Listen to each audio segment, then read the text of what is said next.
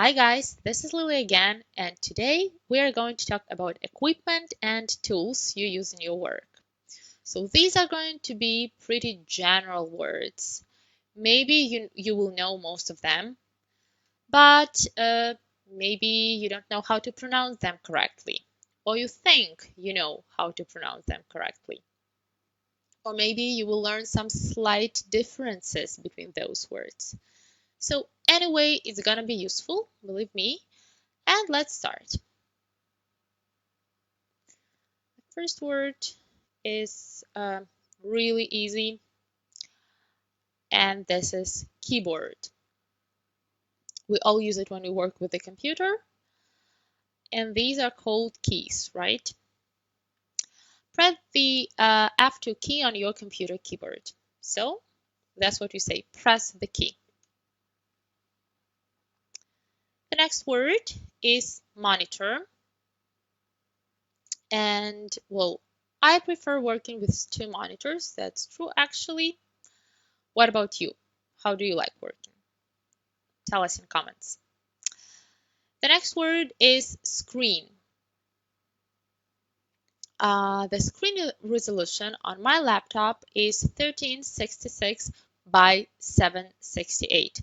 That's what you say, 1366 by 768. You don't have to say the whole number, 1366. No. Okay, let's move on. And the next word is screenshot.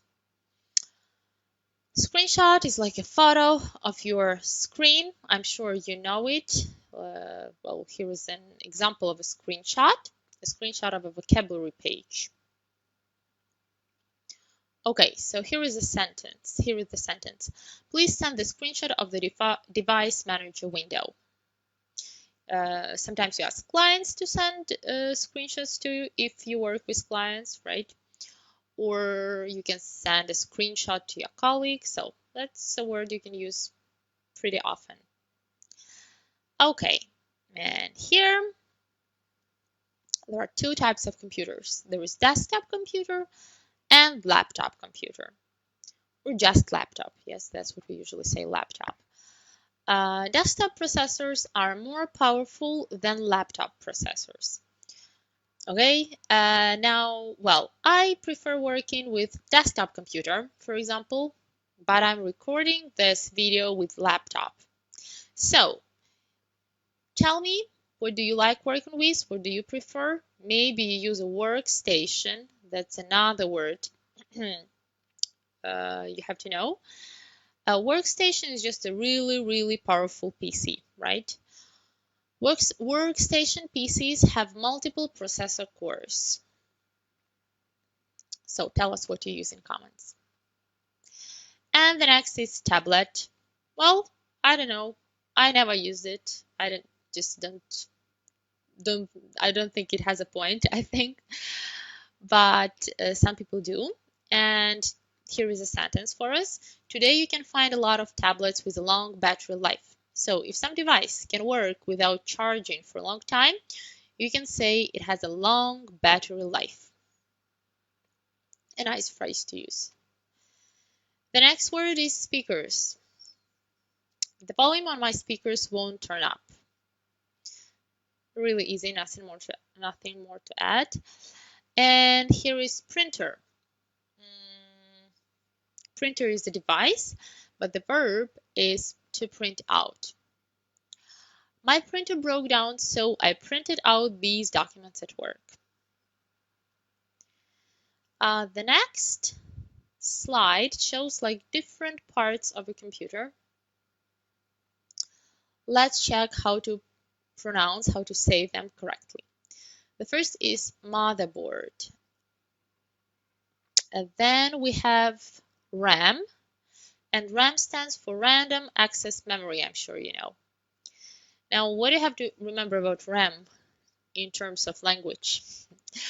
RAM is an uncountable noun, so you will never say RAMs or RAM are.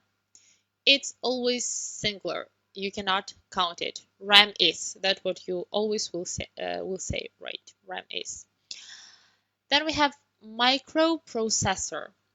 Microprocessor, not microprocessor. If you used to say it, remember it's micro. And multimedia cards. Multimedia.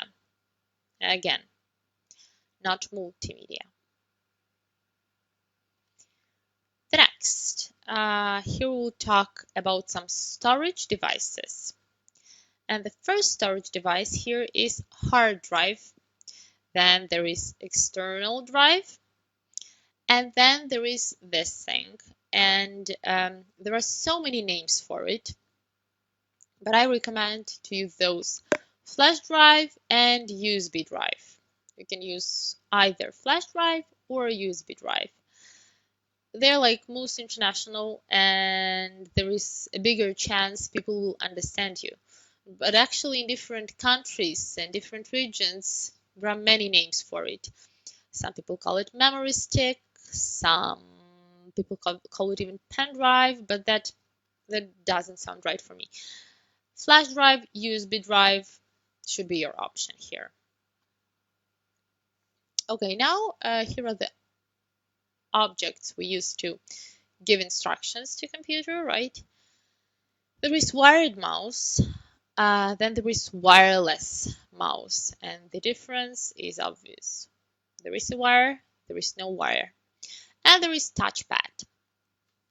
Now, I don't know about you, but I use a wireless mouse usually, but I left my receiver, this is called a receiver, elsewhere, and I cannot use it today, which is a pity. I have to use a touchpad and it's not really convenient.